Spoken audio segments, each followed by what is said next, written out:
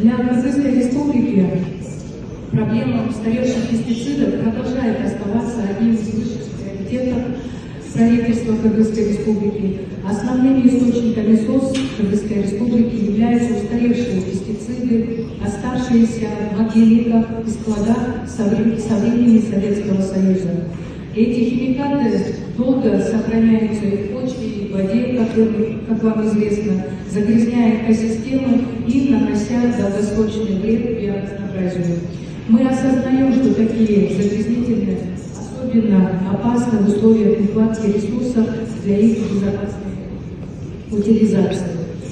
В 2003 году, почти 22 года назад, была проведена первая инвентаризация стойких органических загрязнителей.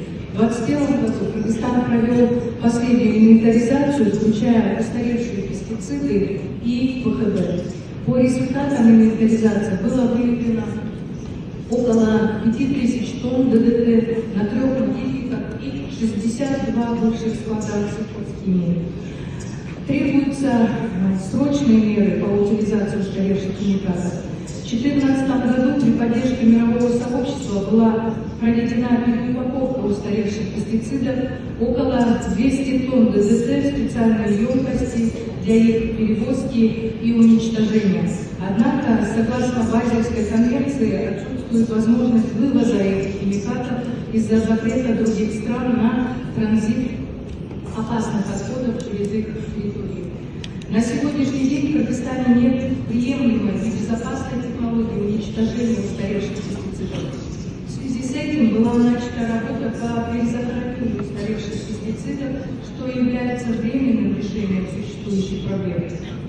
Когда-нибудь придется их снова выкопать и утилизировать. В рамках реализации проекта ФАО «Управление жизненным циклом пестицидов и уничтожение СОС пестицидов Центральной Азии и Турции» было предусмотрено финансирование строительства современных складов для хранения устаревших пестицидов в Жалабатской области,